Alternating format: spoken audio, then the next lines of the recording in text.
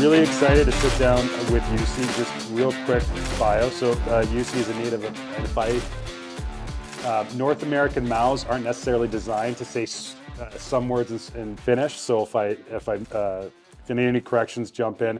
Native of Espoo, Finland. He came up coaching youth hockey with his hometown Espoo Blues. For the past 4 seasons, he has coached in the Liga, the top pro team in Finland. In his first season, he led Kouvola Kuku Koko, yeah. to a 37-point improvement. He was named the Liga's top coach, as well as the Alliance of European Hockey Clubs Coach of the Year. For the past 2 years, he's been with Turco TPS. Internationally, bronze medal as a video coach with the Finnish women's team at the 2010 Olympic Games in Vancouver. 2016, gold at the U18 World Championships as the head coach of Team Finland. And then did it again in 2019 at the World Junior Championships, also in Vancouver, capturing gold with Team Finland. Little round of applause. Jussi Ahokas. Have you found a sauna in Kitchener yet? No, actually, I've heard they have one here, but have a sauna place, but I haven't gone yet. I've been teasing that we need to get a sauna over here to the rink. Joe Birch is going to come in here one day. We do one thing today. We're going to get a sauna installed at the Odd. And I learned, myself and Steven, we had the privilege of spending some time in Finland last year. And I would say culturally, the biggest difference I noticed between Canada and Finland. In Canada, as we get to know people, we're likely to pull out our phones and maybe show people we've just met pictures of our kids. If we don't have kids, maybe our dog. In Finland, they pull out their phones and show you pictures of their sauna. I think I saw, everybody I met there, I saw a picture of their sauna, which was really cool. Practice today. So you play last night, it's a Tuesday. You have practice today, Thursday, you play again Friday.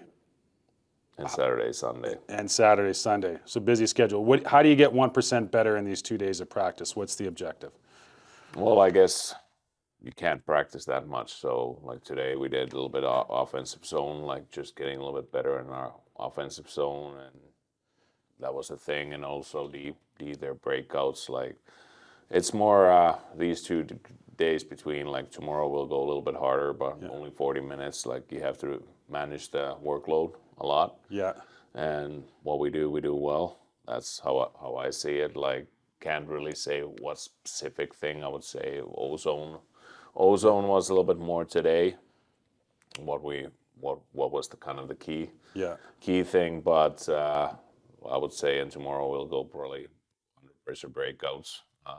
We break out. That'll be more of the thing tomorrow, but just doing the details, and that's like how I see it. Like in the long run, you have to manage the workload, and then what we do well. Like that's how I see it. And actually, this is the first 4-game week for us, so it's quite tough for the boys also. So no kidding. You can destroy the weekend practicing also too much. For sure. And so, we checked in earlier today. You were doing video as a staff. We had a chance to tour the locker room. We saw that there was, the drills for practice up on the wall. Heading into practice, what information do you want to get to the players so that they can focus and be at their best when they're on the ice? Well, we usually go only through, like today we did first video went through yesterday's game, what we have to get better and what was good. We did that on video, and but then I usually just for practice I tell them like what are the main things, and then we just the one practice we go through between. And I've done it.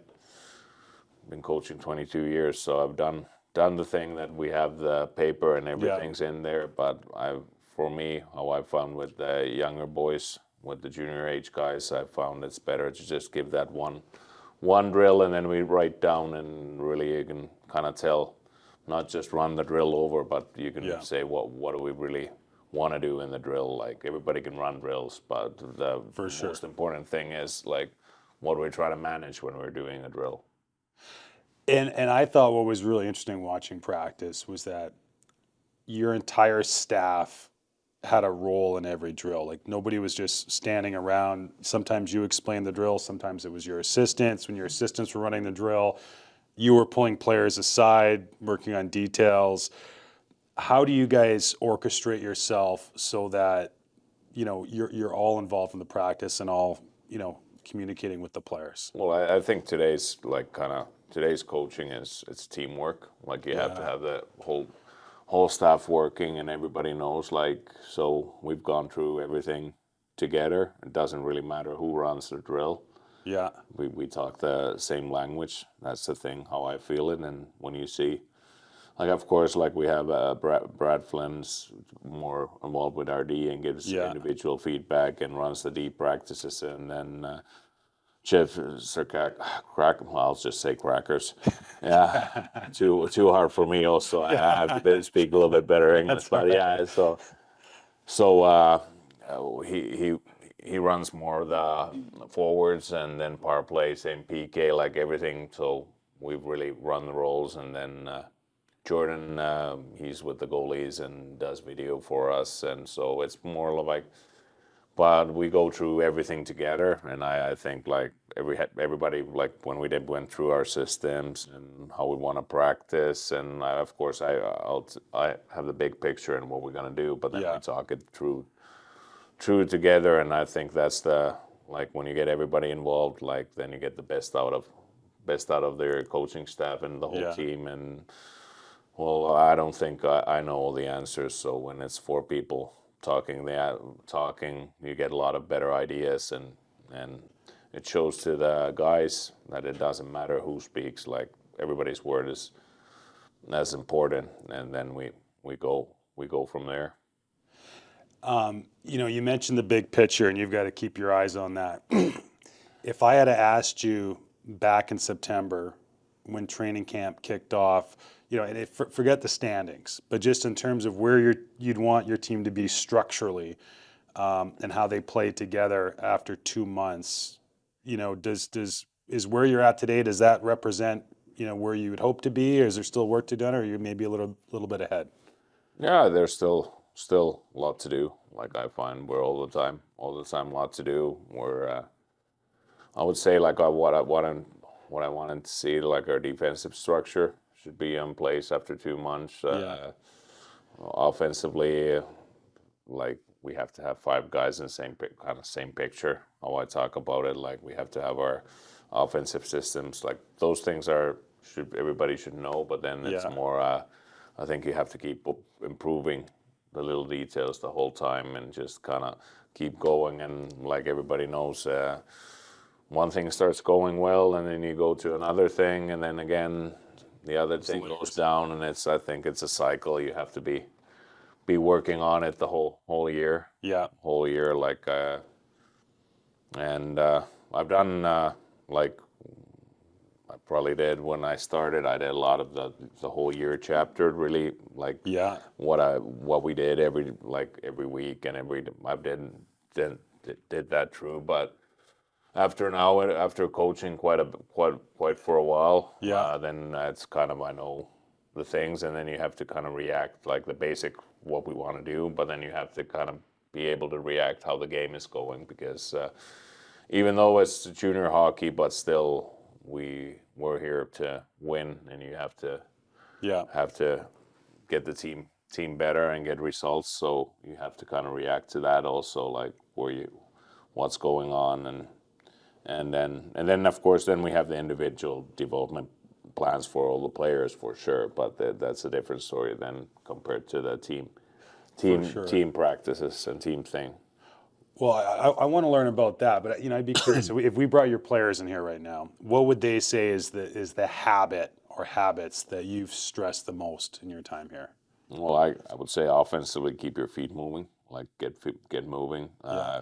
Be a triangle, be an option. We have to have a triangle that you're open for Yeah. play. Like you get open, you're in right places, and then defensively, I would say stick to puck, and also taking away time and space. Those Yeah. would be like I would say simple ones.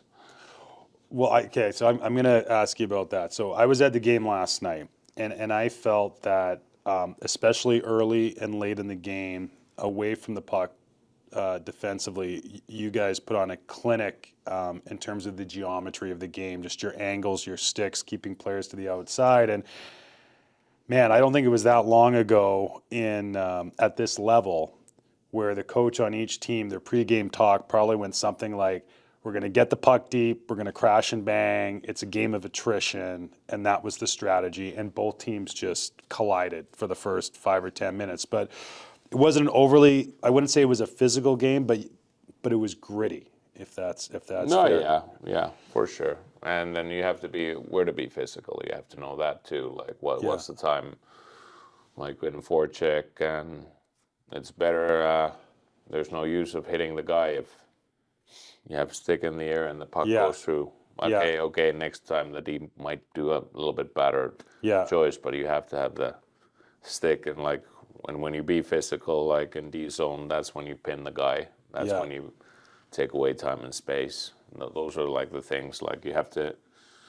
There's have to be a reason why you play that, or why I don't want our D pinching in neutral zone. There's a reason for that. And when we pinch, and that's like I would say like the system wise, it's system, but then it's more like the basic concepts and playing smart, like playing the right way, like 50-50 pucks. You can't cheat. If you're yeah, the guy without, you have to be like that. You'll be able to become defensive side also, or you're kind of in the middle. Even actually sometimes a little bit more in the defensive side, I would say, like but yeah, middle. But then that's also the getting the players to understand what's the situation is, like what situation we're playing. That's the yeah, thing, and not just like kind of we have this system, we always do like this. It's not like you have to read the game, and there you have to yeah, be able to react to the game. But then again, it comes with the structure, and then on the structure, then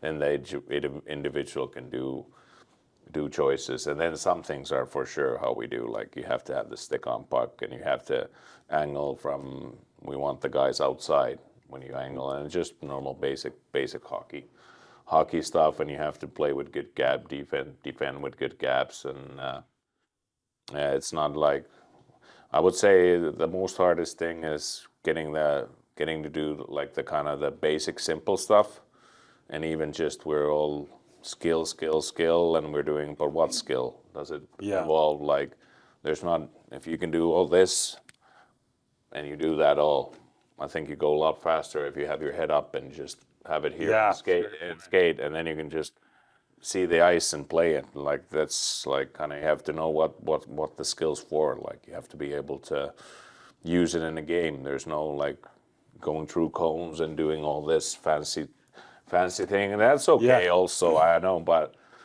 I rather like how I think like what's good for the game, like yeah, for the when we're playing. That's like why you should do skills everything, and yeah. Otherwise, like and then just defensively, like that's what I find like just normal defensive habits, being inside, yeah, good gaps, where to, how do you angle, how do you pin, how do you do it the right way, where's your stick, like just basic things. And if you do them well, you usually do pretty well as a team also.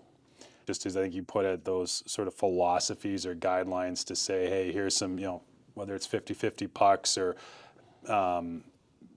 containing the middle and the neutral zone and just some basic guidelines. And maybe that allows players to play a little bit more free and on their toes. Oh yeah, for sure. But then I also come that you have to have like, is it a 1-2-2 or 1-3-1, and Yeah. it's good to have the basic concept. But then it's if the forwards are doing, you can't play one, Yeah. or you can't play 1-3-1 if they have two forwards back. So you have to read. It's always you play against the opposition, and you have to read what it's given, or even offense. Like there's no use of playing hard up, like quick transition, quick. If you have only two guys in offense and they have five guys under, that's Yeah. when it's better to play it back and control and go with five guys. But then again, it's good to have the quick transition if they have three guys back, and then you have like reading the game and reacting to the game. That's if you teach that well, I think that's when you get the guys understanding the game and not the concept, rather that rather what situation it is. Like, and if you do that, then you do. I think you do a good job after that. You talk about the individual player development plans, and we saw after practice, the coaches were doing some individual work for a few minutes after practice. Um, we watched one of your goals from last night on video, and there was two sort of drop passes on a player's backhand, once on the entry, and then once as the primary assist on the goal. And I noticed that in practice too. Like for example, players are like really good on their backhands, both catching pucks and dishing pucks. When you talk about that individual player development plan, because you've got some kids out here that are trying to earn an NHL contract, you got some kids that are just trying to find their way in their first year of junior hockey. What would be some of the skills that you're trying to offer to everybody, or maybe trying to stress to everybody? And how do you balance that individual development when you've got players at pretty broad spectrum of their careers at this point? Well, I think for like we go through like skating for sure. That's a given that everybody needs that. Do you still work on that at this level? Well, it is, but more we haven't done like I've used to sometimes do the filming and all that, and we've gone through that. But now it's been more of a just skating in some particular practices. But then again, then we go like for some guys it's defending, where's their sticks, how they have to defend. So for some guys it's getting just their recognizing, getting their feet moving. For forwards, how they work offensive zone near the boards. Some guys need to get better shot, quicker release. There's for everybody is a little bit different what they want, and for D again, just individual basic skill for the D. They're a little bit different, of course, for the forwards, and that's kind of how we gone through. They have their physical thing, and then they have like kind of what they want to get better also as an individual for the year, and then we kind of go through it once or twice a year, like kind of how we're doing, and kind of talk about that. But it's more like and then they have opportunity. We practice in the mornings, but then the guys who are not in school, they have a opportunity if they want to come 2 to 4. They have an opportunity to come to the ice again and work on their individual stuff if they want. So it's more of a. But I would say it has to come from, if they want to do that extra, it has to come from the player. Like also that they want to. So you don't force it. It's no, that those kind of the extra work is kind of that's what kind of we talk about, and then. But that's what I found. Like when they really want it themselves, that's actually when they start learning. And then if you're trying to just push, and I think that's usually you don't get the best result then. Makes sense. So you guys, as of last night, 8-game winning streak. So that's good. Do you know what your goal differential is in those 8 games? No. It's plus 57 is the whole season right now. Yeah, so it's this. So what's interesting is in the first period of those 8 games, your goal differential is +9. So that makes sense, right? You've 8-game winning streak. You're scoring one more goal than the other team in the first period. Overall, over those 8 games, it's +33. So you're winning by an average of 4 goals a game. And I look at those stats in the first period where you're kind of +1 and you're finishing +4. It would indicate to me that you're building throughout the game, that you're gathering momentum, and that can be really tough to do. There seems to be a real stick with itness with your team. How do you develop that with your team to make sure that they continue to gain momentum as the game moves along? I guess for me, that's like you have to do the right things the whole time and kind of stick to it. Like, and kind of keep doing the right, like how we want to play. I don't really for the 8 games like just we've couple of those ones weren't pretty, but you just kind of have to keep up doing and keep like playing the way how we want to play. And then if you can do that for 60 minutes, you usually do pretty well. I don't know that I answer your question, but it's more. You made it sound really easy. No, it's more you have to kind of be like what's going well and what's going wrong, and you have to kind of adjust always a little bit, like during the game, and kind of course we do pre-scout, so Sure. we should know what we know what's coming up, like and what to react. But I think when you stick to it and you keep up the like you're doing the good habits and you're doing all the time the right things, then it adds up. Yeah. And then I think also like it's sometimes some of the games where we scored a lot of goals, like you can it's momentum killer also, so you Yeah. don't let in a goal and you maybe score like third goal or fourth goal, and then kind of the other team goes a little bit down, and then when Yeah. you keep going, that's when you get a little bit more goals. Well, on that note, so last night, second period, it's 4-1. You guys seem like you're in control of the game. Couple turnovers, it's 4-2. And then right away, it's 4-3. And I think we can all experience as coaches, you're on the bench, you're in control of the game, but it feels like it's slipping away. And I think we can all relate to like how quickly it can just, you can lose it. And all of a sudden, the other team gets momentum. What are you saying to yourself when that's happening, and they get within a goal, and then what are you communicating to your players during the game in that moment? Well, for sure, like you yesterday, like you have to know why the goals came Yeah. and why we. But and then junior hockey, of course, it's the mindset makes a big difference. Yeah. And you can't get too high or too low, and you kind of have to keep sticking to how we play and keep doing the right things. Like if we're moving our feet, we have good puck management. Like there was a couple of times where we weren't maybe defending anymore. Like it was 4-1, and we kind of you get the feeling that you're total control, and we Yeah. have plenty of chances, and then you kind of go one PK goal, or they scored one goal at PK, Yeah.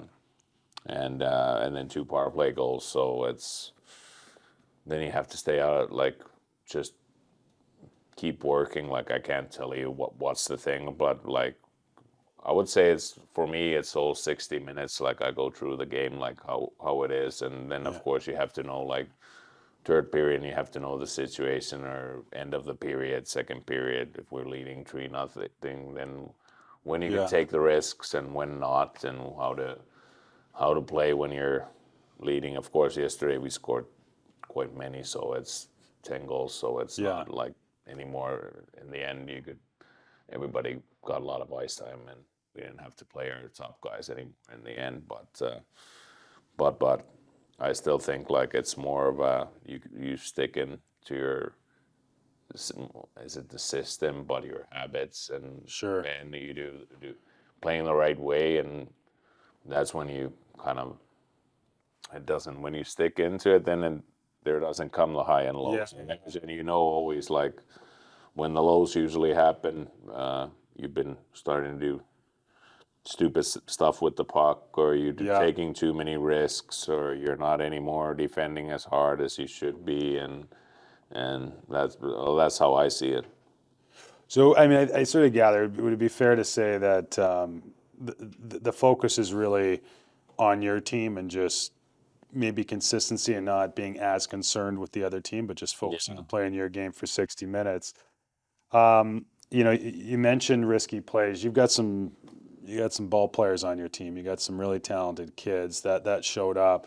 I think we all recognize that talented players, they like to take risky plays. So if I'm a member of the Kitchener Rangers and I go out one shift and I try a risky play and I turn the puck over and it ends up in the back of my net and I go to the bench, what's my interaction look like with you? No, it might be not the best. It depends what kind of risky play. Like Yeah. you have to take risks, and you have to Yeah. play offense. Like you have to make plays. But if it's for me, it's more of a stupid play and understanding. Like it's if you try to dangle 1 against 3, that's Yeah. dumb.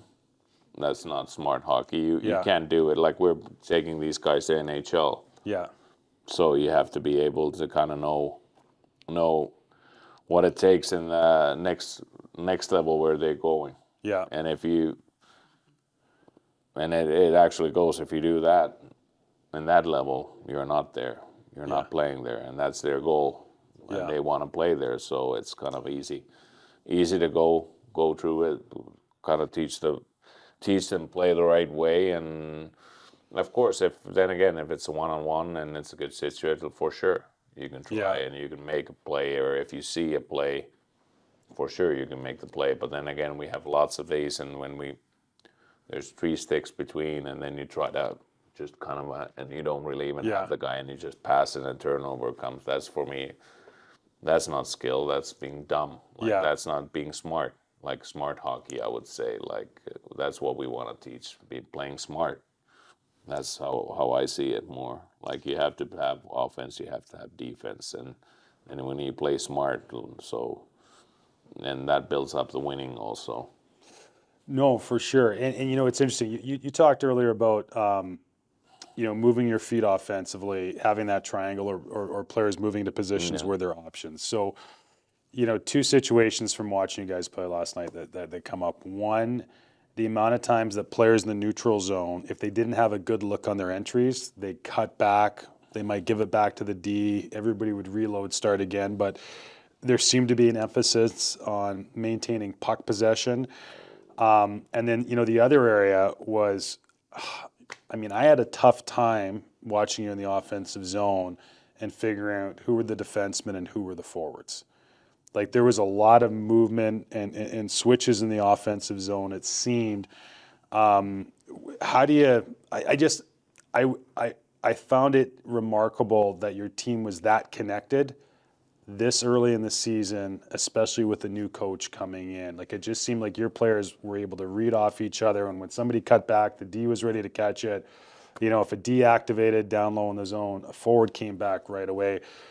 Any tips on how you might build that sort of connectivity and that maybe just that trust on the ice between your players? Well, yeah, well, of course, we have to have it starts with, we have a good culture, like what we want to do, what we want to be. Yeah, You gotta be able to trust each other if we want to play. That's when you can make mistakes. Then the D can have trust to go because he knows that forward's coming back. yeah, Like, you have to have that, and of course we've gone. It's video and teaching and practice, but for me, more of that comes up with kind of that the players trust each other, that and they know, like, and that's kind of your role. Like, if the D goes, the third forward has to come back, and but that's, we still do mistakes on that a lot. So that's junior hockey, but that's how it is in the higher level also. Like, yeah, you have to have that kind of system going on. It's not more reacting like what to do, and it's just basic concepts. What we kind of what we teach the guys. Like, they have yeah, an offensive zone. They have a lot of free space and creativity. Like, but yeah, then there's just few things like what has to happen if somebody does this, then we have to have you have to, or then that we can counter pressure right away after. I don't know, is it the right word in English, but kind of if we lose the puck, okay, we would be right at them for again, sure. and then again, who's coming back, and so everything kind of links in. That's how I think of the game. Well, I'm curious. Like, you're in the business of winning hockey games. You've been coaching for 22 years, and I think coaches by nature like to micromanage a little bit. Like, we like to control what's going on the ice. But there's also this element, I think, especially in today's game, where you give players the freedom to make plays and obviously read and react to what they see happening on the ice. At what point in your career did you maybe become more comfortable letting players, read and react on the ice and make plays, knowing that, again, when you're in the business of winning and losing, like, that's not always easy for coaches. When I started, maybe last, I would say last 5-10 years, that's when I've started doing, Yeah, like, when you start, like, of course it goes. First you have all the drills and you learn the yeah, drills. Now it's not anymore the drills. Now it's more like what we're gonna train, and then we just do a drill for it. yeah, It's not like really that what's a good drill, and yeah, or who explain. It's, of course, it's fun to see, but for me, like more, it's like, okay, we need to practice this, and then we kind of just build a drill to it, like when Yeah. we work on that. And but yeah, you have to. The players have to be able to play, and they like you can't take away. If you take away their like kind of their freedom inside, if there's structure, they play on structure, then they have a lot of freedom. Yeah. Like you have to have the structure there because otherwise it's you'll lose games. But then if they play on the structure, then they have a lot of freedom, a lot of creativity to do. That's how I kind of think about that. And but then we have to have some concepts like that. They like if we play low to high play, at that point our third forward should be going down or getting open space. But then again, we need the who passed it from low. He has to come up again and be the third guy, fill the space. Or that's exactly if our D jumps in or goes low, then we switch sides and the D goes in place, and then we need the third guy coming high again. And those are just basic for me, like basic things. But it's more that you get them in, like so you're able to offense better, but also you're able to defend better. So for me, always it's been funny. Actually, I came to Canada and everybody says, "Oh, you're an offensive coach or you're a defensive coach." I'm like, not really. I'm both. Like exactly. I'm both. Like that's how, and I seriously think of it that way. Do you think so? You know, we both have boys that are the same age, around 4 and 5. Do you think there's a point in our game where, you know, when our kids are playing when they're older, that like this whole center winger defense sort of position might be washed away a little bit, and you're going to have just units of 5 that go out and they're more interchangeable parts that know how to defend, they know how to play on offense, and Yeah, well, that's where for sure where the game is going. Like that's like if like for us, if you're the third forward low coming back, you're playing center's role. Yeah. Before there's a place to change when it's smart. Yeah. It comes who comes in the right because that's a lot faster. Yeah. That's how we play our offense. If it's from our breakout, if it's the D jumping, and usually the weak side D can jump in, or weak side D if our center's bottom low and the weak, like say net front D, he's faster, so he has to join the rush. So it's getting to it that you have to be able to play in different roles and understand different parts of the game. What maybe 15, 20 years ago it was a winger, and it was still said like, well, as the center goes, always bottom low. And but that's the game evolves and gets all the time, and that's what makes the game faster all the time. Getting faster and faster. You mentioned culture, and I just I saw this sign up in your locker room. I think it's great, and it says the culture of any organization is shaped by the worst behavior their leaders are willing to tolerate. What does that mean to you? Like again, coming in as a new coach, how do you set that standard with your players, especially young players, and just in terms of that's ultimately, I guess they're the ones that have to enforce that. Well, like for me, how we started, like we had like I explained what is culture and what it is, what's bad, and what's a good culture, and how it actually builds up, and and you're explaining this to your players. Yeah, we went through that, and like every organization has a culture. Is it if it's built or it's not built, but some kind of what do we accept, and what's our habits, and it comes from our daily habits, and then we talked that, and then the guys did it, like talked about it and went through, and then we talked about it together. So they've been also bringing and building the culture. Of course, it's always I would say the leaders have to, like it goes, like what the leaders tolerate, that's how it goes. But it's also like all the other. But I truly think that if the players inside like the leading players have to be there, and they have to buy in, and that's how you build it during day by day. And is it Yeah. practice, our practice culture? Is it our game habits? What it is, and we have to go. I think it's growing in it like every day, doing Yeah. right things, and then it kind of builds. Sometimes do mistakes, but then we talk about it. But it's kind of building it the whole year round. That's how I see it, I've been going through it. Talk to us about Sisu. Well, Sisu is a Yeah. Finnish word. You don't really have a translation to it, but it's I would say like it's grit, hard work, Yeah. resilience. Those would be, I would say in English right away, the words what I would find. I sense that if you're a young player in Finland, like that's in your DNA. Like you don't really get a choice. Like if you grow up playing hockey there, like those characteristics. Like it doesn't matter if you're the top scorer on the team or if you're the fourth line. Like everybody has that. Is that fair? Well, yeah, well, that's what we hope. Yeah. No, Yeah. I would say when we were coaching Finland, I wouldn't say everybody, Yeah. but Yeah. that's why, like, at least that's Yeah. what we hope. But that's what we want, like you.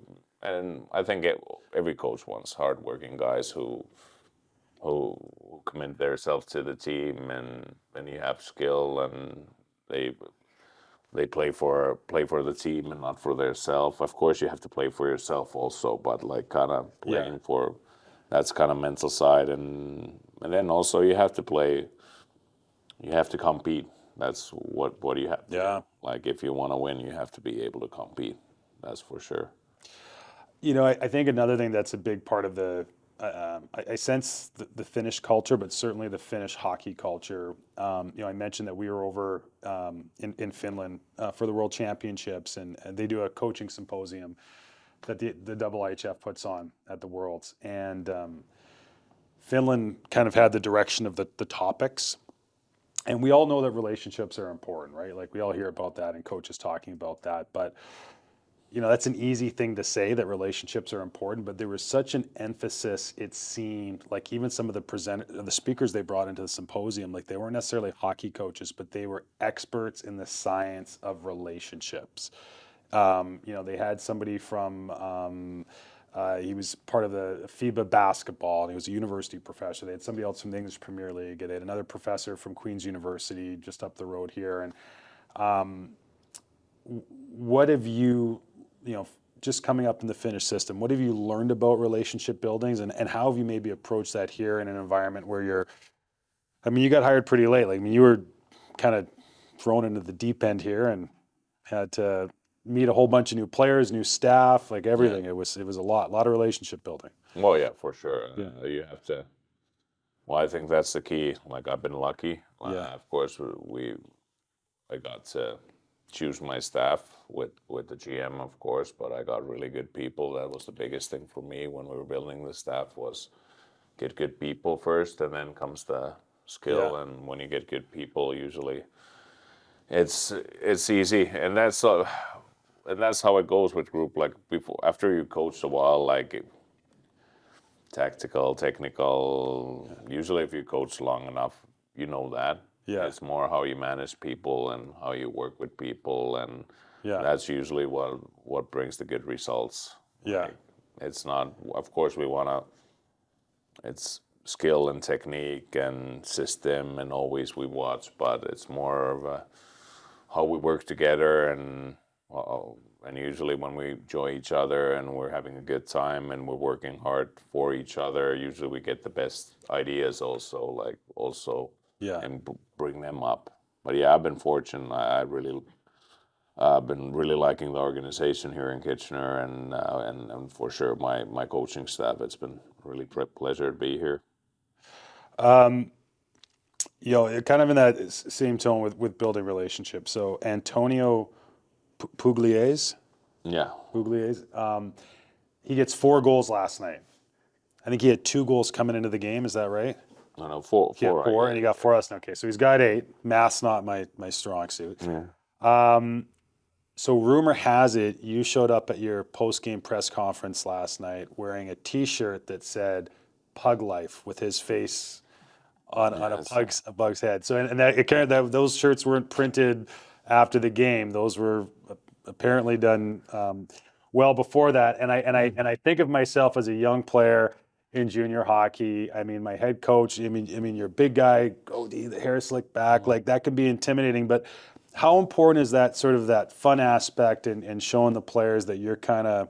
I just know how much that stuff means to young players. How important it is. I'm not saying that every coach needs to go out and get T-shirts printed with their players' heads on dogs, but how important is it for coaches to maybe find those ways to connect with your players? Well, for sure, that's the like with when you think of, and I think junior players for sure, but also pro. Like it has to be fun. Like it has to be fun, and you have to whatever it is. And this was actually our assistant coach idea, so it was good. And That's awesome. And we have two different kind of shirts, and we came up, and the guys just loved it. They were laughing. It came earlier on, and now when he scored the four, scored the four.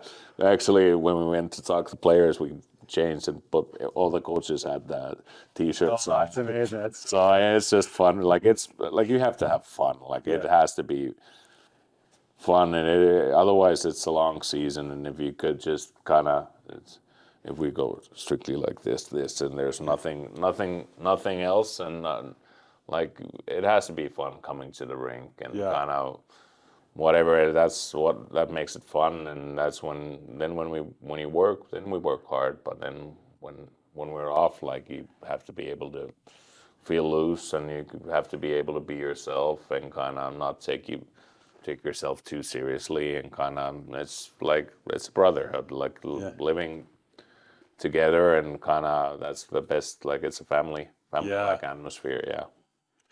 how do you get one of those Pug Life T-shirts? Well, that's actually they should be Friday coming. I hope they Oh man, print them. Actually, they first it was kind of but it went so well, and I guess people want them, and it's actually doing for. It's a really good cause. Pug's little brother had cancer, and so it'll go for cancer patients. So they'll be sold over here at the Odd and over here at the store, and all the profits or whatever they'll go to charity. So it's a good thing. That's amazing. I'm glad I asked. We'll promote that for sure. So we were chatting before practice, and I was asking you about how you saw the season rolling out, and you made a comment that said, "Oh, like we're rebuilding," and we weren't ranked. And when you said that, I thought, oh, like you weren't ranked because the CHL does their top 10 rankings, and I'm like, oh, like the Rangers weren't ranked in the top 10, and there was a bit of a slight there, and then there was a little, I don't know, I guess something from the OHL put out, and I looked at it and it said, oh no, you guys weren't like supposed to make the playoffs this year. Like forget the CHL, like the OHL didn't pick the Rangers making the playoffs. This is why this is interesting to me. So I'm from Vancouver. 2019 World Junior Championships are hosted there. You're the head coach of Team Finland. So Team Finland comes in, and if you looked at all these, I went back and I looked at all the rosters on paper.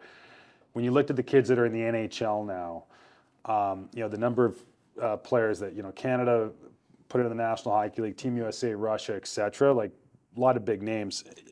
No slight on your players, but it wasn't a star-studded lineup. You guys lose your opening game to Sweden in the round robin. You lose to the U.S. I think on the round robin New Year's. Yep. So you lose 2 games in the round robin, and then you go in as the underdogs and you beat Canada, which was a shock. And then you go on a bit of a run, and you got to beat USA and Russia to capture gold. It seems like a little bit about motivating the underdog. What can you tell us about that, and maybe just helping players create belief in themselves, or teams? Well, you have to have the team has to believe, and then of course World Juniors, it's so it's one game and anything can happen. Yeah. So, but it's more like building the trust between the players and the team. That's usually when it comes. The team gets bigger than some of its parts. Kind of how if you play together and play for each other usually, and the team's feeling that it's nice to be there, and that's what every winning team. That's always been such a good bunch of guys, and we had so much fun and kind of. but it's also like playing for each other and kind of sacrificing yourself for each other. Like, and those are big things. Like we were leading, like yesterday, we were leading 9-3 or whatever it was, Yeah. and our guys were still blocking shots and Yeah.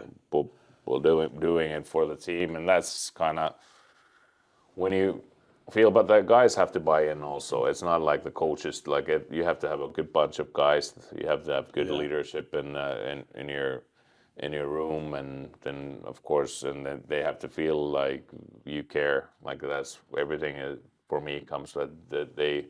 You can be tough as nails, or you can be Yeah. hard, but they have to know that you really care about them, and like you're trying to help them. And if you're just being in dick and hard, Yeah. they won't. It won't work. Like it just won't work. Like, and today, especially like the young guys, you can't coach them like, how would I say, I was coached maybe Yeah. 20, 25, 30 years ago. So it doesn't Yeah. work like that anymore. I want to get some questions from the audience. I've got a few more, and I actually have some questions from some mutual pals of ours. As you came up in your coaching journey, you spent a lot of time coaching youth hockey, same level as a lot of the coaches here with us today. How valuable was that in terms of your, I guess, coaching education to begin working with players where you probably had to get more into the details and those habits and those fundamental skills and learn how to teach those to maybe set the table for where you're at today? Well, for sure, like you can't cut. Like, of course, if some guys from, like, you could see NHL players going straight to pro coaches, and they have Yeah, different things, like, and you for sure. different kind of. And I've had, like, I Tuomo Ruutu was a stint, but for me, like, being like, you have to pay the due, like you have to learn it, and like I feel it because I've kind of seen it. I've actually probably was better technical coach 15 years ago what I was now. Now Yeah, different guys do it. I don't have to, yeah, and I'm not anymore so concerned from. Well, well, of course I know. No, but I'm not thinking. It was a different time. You had to think when you're coaching. I would say I was coaching 15-year-old boys. So it's a little bit different things what you coach then, or 14, 15, you coach different skills than what you do coaching pro or yeah. even major junior guys. It's a little bit different for sure. Interesting. You mentioned that being maybe a better technical coach 15 years ago. So we talked about you were the video coach for the Finnish women's national team at the Olympics. I know you've had some other. I was actually I did video, goalies, played the D, and did the physical training. Do you know the drive Zamboni too? No, I didn't do that, but that was my role at that Vancouver team. I've been joking around. Like next 4 years after that, they hired 3 more coaches. Oh. So no. But like how valuable is that? It's so interesting when we do this show. Like I would say this, it's like the most common thread amongst all the coaches that we talk to that are coaching in the NHL is they either coached in the East Coast Hockey League or the Central Hockey League, and when they look back on it, they're like, it's obvious now. I had to do everything. I had to learn every aspect of how the team ran, and that in hindsight really benefited them, or they feel it benefited them. I'm like, but just with say the video coaching, like how valuable, just because you're watching so much film and you're learning how other coaches want the film broken down, what they're seeing, but then you're also watching how other teams play. How valuable was that experience and just exposing you to a whole suite of how the Well, game could potentially be coached? for sure. Like, and that's like you have to have that, and then you kind of know, like, now I have a video coach who does it, but of course I'm watching myself, but like kind of what you want and what you want to see, and when you've gone it and you've gone through it, and then you can also, how would I say, lead the new video coach who starts just starting, so it's Yeah, not right away and the easiest job to yeah, getting everything exactly correct, and you can lead better your coaching staff also when you've done it yeah, yourself, and you kind of know what is expected, yeah, for sure, and you learn from everything you learn. That's how I see it. Like when you have enough years and been eyes open, you kind of every day you learn something new. No, that's great advice. Stephen, can you pronounce Peru's last? Peru. What's his last? Can you say his Pyry. last name? Can you say his last name? Pyry Lukkarila. Puru Rokila. He's gonna listen to this. He's gonna get mad at me. But so Peru, he's the head of coach education for the Finnish Ice Hockey Association. Brilliant guy. He wants to know, what have you taken from the Finnish coaching culture and implemented here that's made the biggest impact on your players in the organization? I would say. Actually, what I've talked with coaches, like it's not like hockey's hockey wherever you go. There's a little bit system-wise, maybe a little bit structure things what I brought in, but otherwise it's more of a, I would say like I thought there would be a bigger difference kind of when I've talked Yeah, like interesting. I thought it would have been a big. Of course, the small surface makes a difference. Also, the Yeah, small ice makes a difference compared to Europe. So you can't play exactly the same. But I would say, like, how would I would compare Canadian junior player, yeah, Finnish junior player, in top both of the top yeah, guys. Finnish guy is really structured. He yeah, knows the system. He knows everything. Canadian guy is right now, like, of course, there's a bigger bracket to take the players from yeah, here. But then again, maybe more skill, more speed. But then again, it's kind of been interesting, like actually with some coming in, like getting the team concept wise and getting structured. yeah, You do well over here. Like that's maybe what I've found. Like it's still early in the season, yeah, and then but we got a good start from that. But I really don't. It hasn't been many people have been asking yeah, the same question. What's the biggest difference and kind of what do you bring? But it's more. I haven't seen so big of a difference, kind of, and just yeah, even talking with my assistants, and they've been long coaching in this league, and kind of, yeah. of course, a little bit different practices, a little bit, but that's more Sure. of a, That's with any coach, right? yeah. So it's not a, but for me, it's coaching is coaching. Yeah. Yeah. So also reached out to Callie Vallejo, who's the head of player and coach development for the IIHF. You guys then went to school together, Yeah. correct? Way back at Yeah. Varamaki. So he had a couple questions. The first question is, how's the ice fishing in Canada? Nah, haven't had I've it. got there No yet? ice yet. No, Yeah. Okay. it's no ice yet. So Okay. Well, Callie, we'll report back on that yeah, in maybe in January. He was curious. Just he mentioned that you've had the opportunity to live in some different places through hockey, coach in a variety of organizations, different levels. Like just through that overall experience, what are kind of the core values you carry with you as a coach today? no hard work. Like that's Yeah, forgiven. Like you have to put in the work. You have to do that. You have to build trust, honesty. Like those yeah, are always for me really important.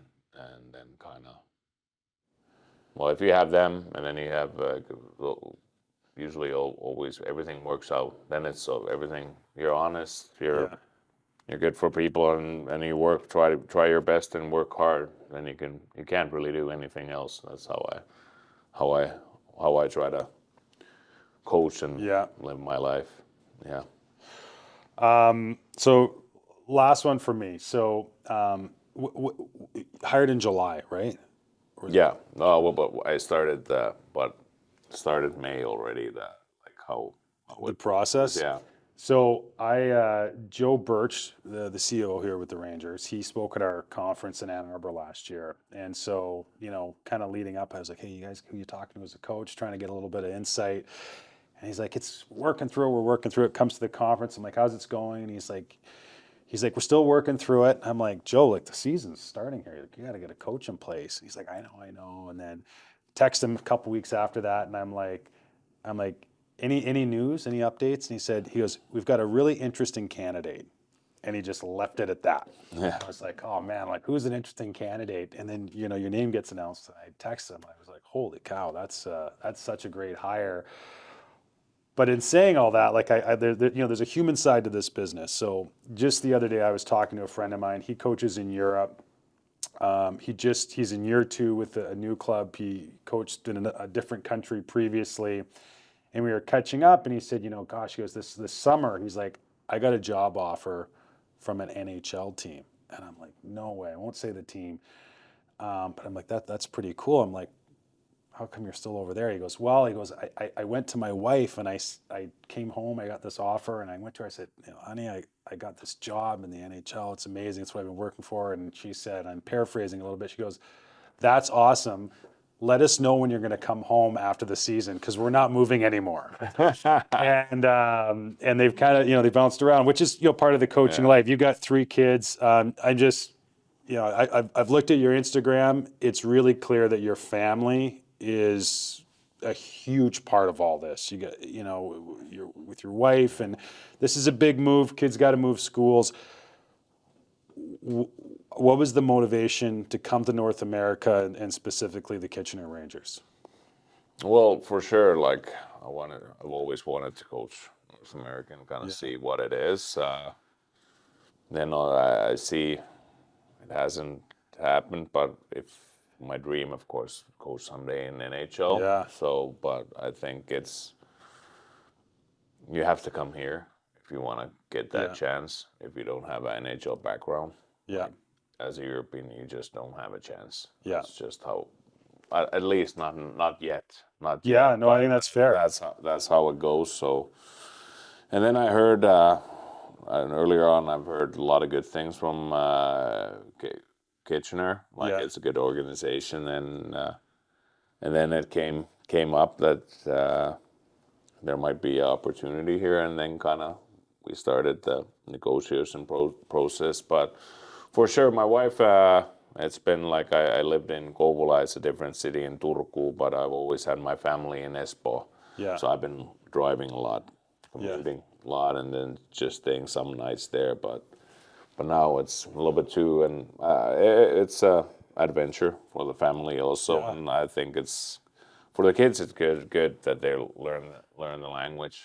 That's great experience. That's the thing. Come to school here and they'll learn the English, and that's I think a big thing for the whole life that you have to be able. In this, I think today's world, you have to be able to speak good English, and but it's been an adjustment for sure. Yeah. That's awesome. Well, listen, thank you so much, Jussi. I'm going to, we grab this for you. We keep you warm until the sauna gets installed. Okay. Thank you. Thank you everybody for showing up.